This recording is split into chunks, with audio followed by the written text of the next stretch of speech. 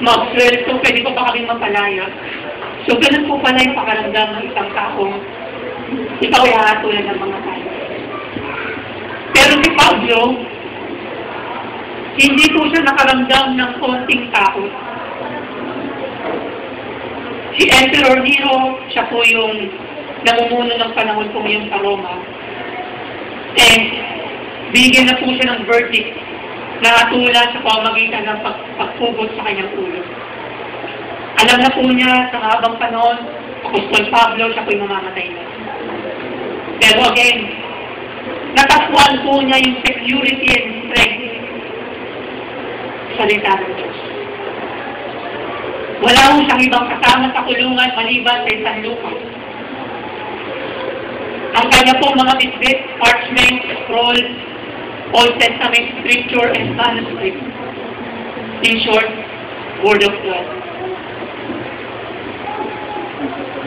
Kung si Apostol Pablo ang kanyang security and strength ay salita ng Diyos, sa ngayon kaya mga mananampalataya, gusto ko lamang pong tanungin kayo. Ano po ang source ng security and strength ninyo? Yan ba yung kabataan po ninyo? Kalakasan ninyo? Opportunities ninyo? Work na meron kayo? Family na meron kayo? Confidence na meron kayo? Yan ba ang ating source of strength and security? What if kung ang ating work ay nawala? Still, happy pa rin ba tayo? What if kung ang ating mga tao sa paligid ay iniwan tayo? Still, matatag pa rin ba tayo? What if kung ang ating kalakasan ay napalitan ng karamdaman? Still, masasabi ba rin ba natin na secured and safe tayo?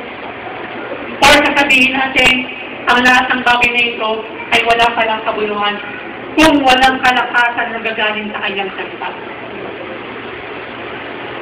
Matthew chapter 24 verse 25 says, Heaven and earth will fade away, will pass away, but your word will still remain. Ibig kong sabihin, wala mo tayong pwedeng pangawakang pangako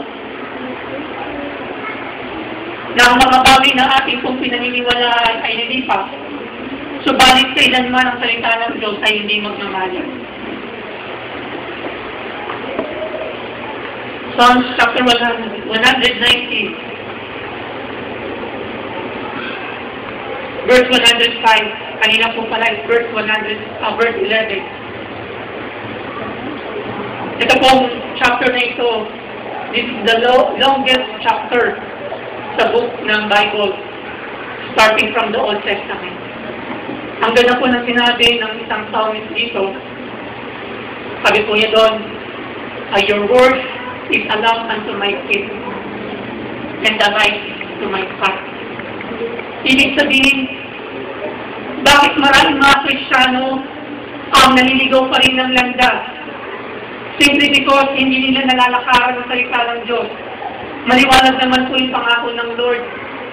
Ang salita ko, sabi ng Diyos, ay ang iyong lampara, tanglaw, ay iyong dadaanan.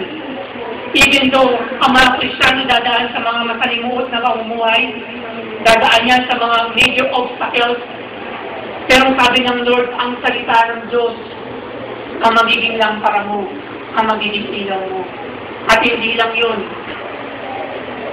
Ang lalakaran mo, bibigyan kita ng gabay, ang aking salita.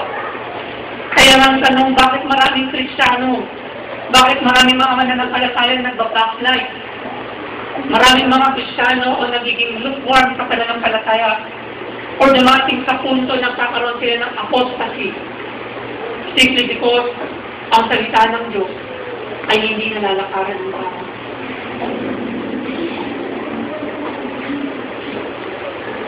Ang salita po ng Diyos ay kailanman po hindi kumukumpaw.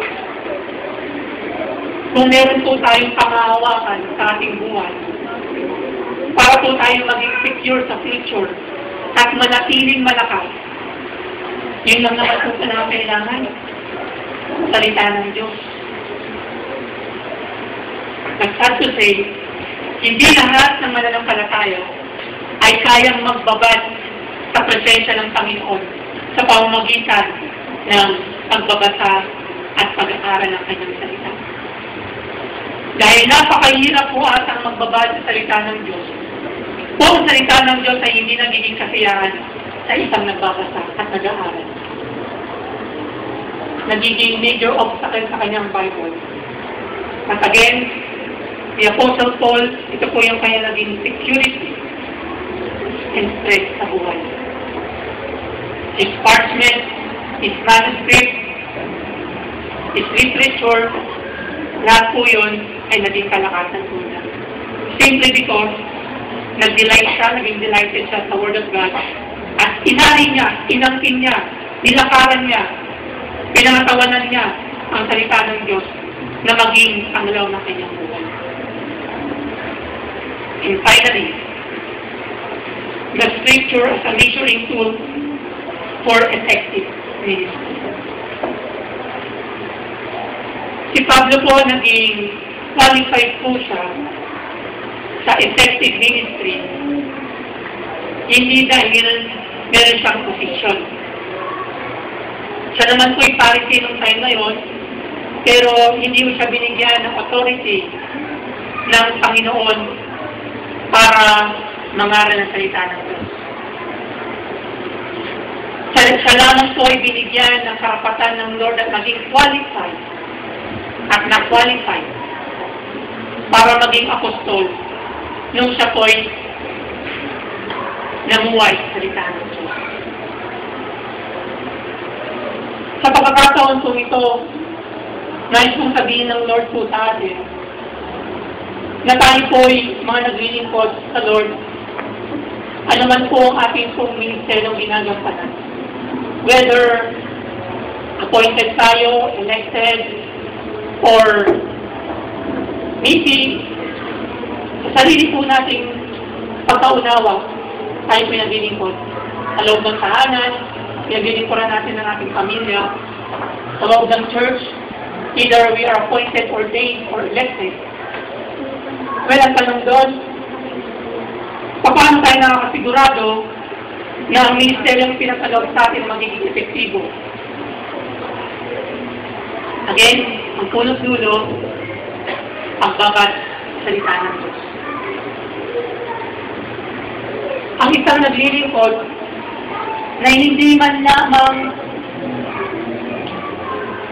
makapagbasa ng salita ng Diyos ay parang isang mikropono lamang na hindi, kapag hindi mo binugahan ng tinig, ay walang lalabas na boses o tunog.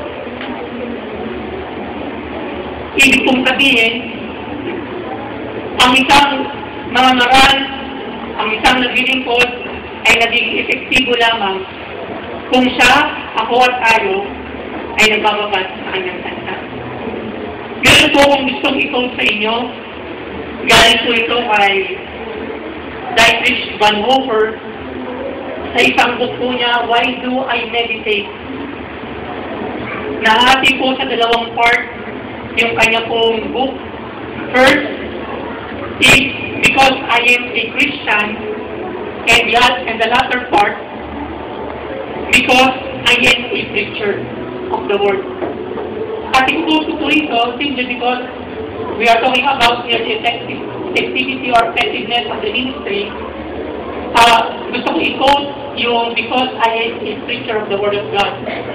Ang sabi po ni Dietrich Bonhoeffer,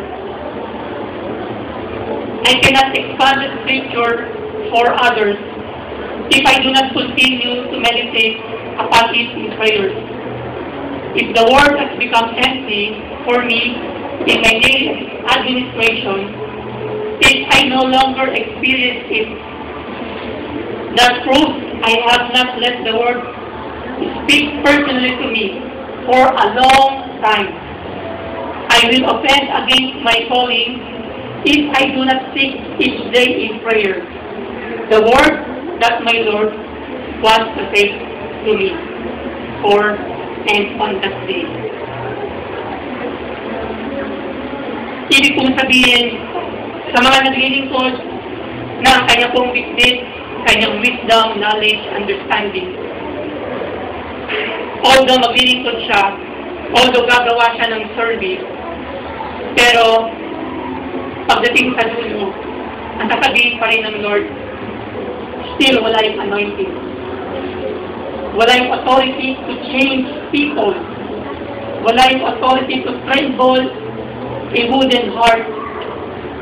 Dahil ang salita lamang po ng Diyos ang kayang magpalambot sa matigas na puso. Salita lamang po ng Diyos ang may kakayanan na magbago ng matigas na ulo.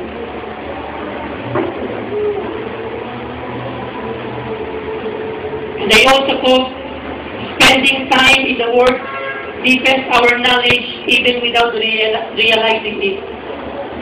And that depth will show when we speak. Meron pong 4 na major obstacles sa buhay ng isang mananampalataya kung bakit hindi magiging totoo ang salita ng Diyos sa buhay ng isang believer. At 4 po yun.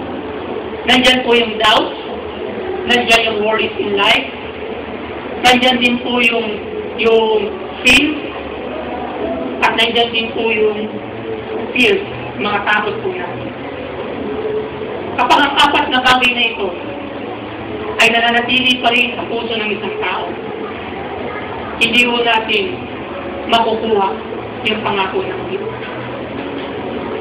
Kaya nga bakit maraming mga taong malulungkot na mananampalataya na konting problema, suko, konting problema, takbo.